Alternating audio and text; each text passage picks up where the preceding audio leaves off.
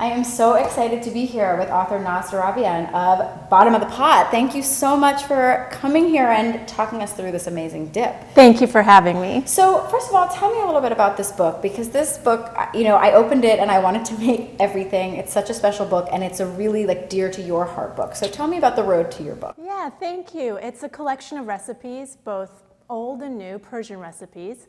So it's many of my family recipes, the dishes that I grew up eating and the dishes that comforted me, but it's equal parts dishes that I now prepare for my family in LA.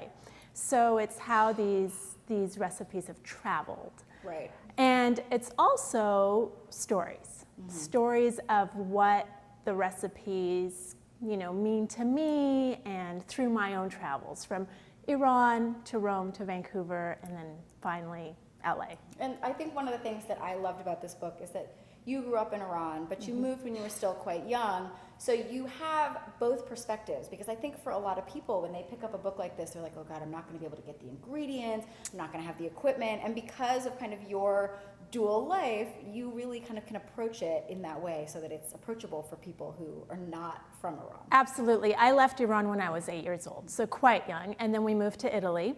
And we were there for a short period of time, 2 years, and then Vancouver. So North America has been my home for a long time now.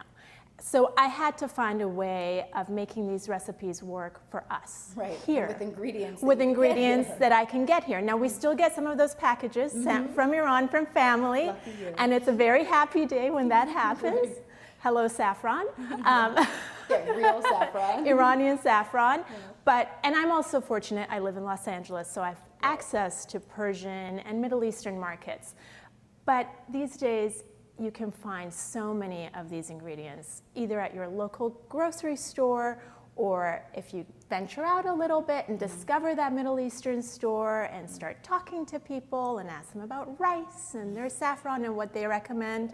And we also now live in a world where so much of the items in this book, you know, I was just perusing, like I'm always interested to see, like, you know, what can I order online, like what can I get 2-day shipping on? And so many of the ingredients that you mentioned here, you know, like dried mint that we're going to use in this dip, are shelf-stable items that you can actually just order online. Absolutely. You can find every single ingredient mentioned in this book online. I made sure you could. Right. There's nothing too much that you can't find. No. So it's just a click away. So it's easy. So today we're going to make a super simple recipe, but one that I mean is so beautiful and vibrant. Tell me about what we're making today. This is Borani-yeh Laboo. So Borani is a yogurt-based dish. You can have it as an appetizer or as a light lunch or a summery dinner. It's very cooling. Laboo means beets, so yogurt and beets. Essentially, that's all it is. It's beets and yogurt, but the color is so beautiful. And we add a little bit of vinegar to this, which cuts through that the earthiness of the beets and the sweetness of the beets. And some dried mint, and that's about it. A little tarragon. And you're done. And you're done. All right. So easy. So talk me through the steps here. We've got everything laid out. Perfect. So we have grated beets here. You can steam your own beets, raw beets, and then peel them and grate them once cool, or you can buy store-bought cooked beets, so easy, and just grate them. So that's what we have here. So You can use a box grater, or you could make, you know, if you don't want to get your hands messy, you could do it in a, you know, a blender or something. Yes, you could do it in your food processor. I use a box grater because I think it's fun to get my hands a little messy, and my kids like it too. But yes, you don't have to get messy. So we just add some. It's about 1 large or medium beet. You don't have to be perfect on the, you know, how big or small your beet is, and you add about a cup of yogurt. It's Greek yogurt. Right, you want a So really thick yogurt. You want that strained yogurt so you can dip stuff into it. Right, right. You don't want to like thin. And then because we're going to let this sit, preferably overnight too. So if you use the thinner yogurt, it's going to weep. It's going to get a little watery. Oh, so weep is such a sad word. But then you give it a stir, a hug, and it's all And okay. it's fine. And I mean, that really is, to me, one of the best things about this dish is that it's actually made to be made ahead. So this is like the perfect thing if you're having a party and you want to get some things done. I highly recommend this, making this over, a day ahead, because you can see the difference. The color will really, really enhance and develop, as will the flavor. Here we have dried mint. Dried mint we use it a lot in Persian cooking, and I highly, highly recommend it. It has a different flavor profile than fresh mint. Yeah. And we use it in our stews, and I use it in scrambled eggs. So, I mean, it's really lovely. And the thing about dried mint, you want to give it a little pinch between your fingers. The oils from your fingers help release all that lovely fragrance and flavor. And if somebody doesn't have they can't find dried mint, could they use like mint from a mint tea bag? Could they use fresh mint? Like, are there other things if you can't find it? Yes, you can. This dip, make it work for you. You can use fresh mint. You could leave your fresh mint out for a couple of and dry. But I do recommend seeking out the dried mint. You could be like me and just find mint in your crisper drawer many weeks later that just is dried. And just crumple it up. So we use the dried mint and a little pinch of salt, and at this point it becomes about tasting and going too. Right. So this is also, now it starts to be about your preference. Yes. And that's whatever one of the beauties of a dip. And that's really big in Persian cooking too. So yes, I say, whatever, 1/4 teaspoon of salt. If you like it a little more, go ahead. More or less. But as it sits, is there one of those things where like the salt kind of heightens as it sits? Should you err on the side of a little less salt than more salt? A little bit. I would say what you want to be careful with is the vinegar here, because we're going to taste it right now, and it might be quite sharp.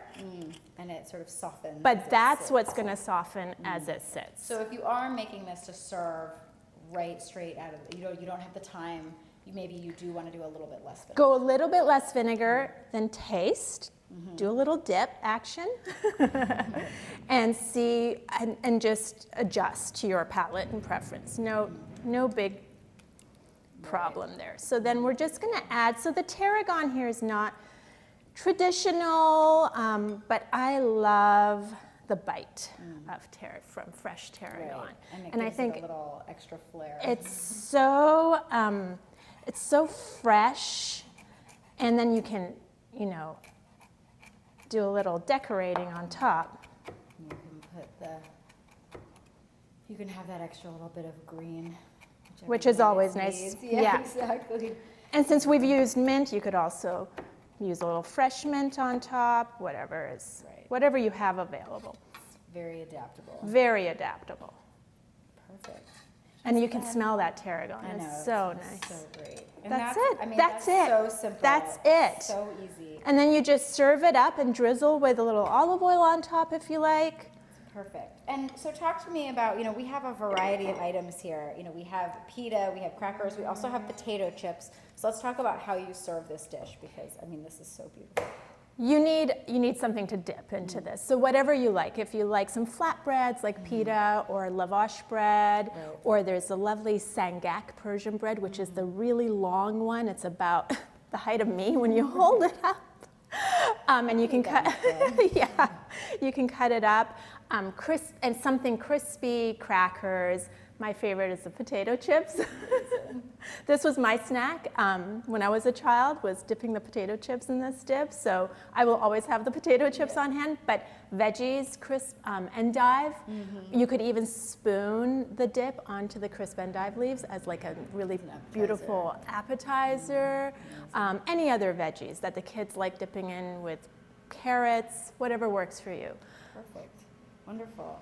Well, I so appreciate you coming, and obviously the book is Bottom of the Pot. It is just such a beautiful, vibrant book, and it really is one of those books where you're just like, I want to make that, I want to make this, I want to make this. So thank you so much for coming and teaching us one of the easiest recipes from the book. Really appreciate it. Thank you. Thanks so much.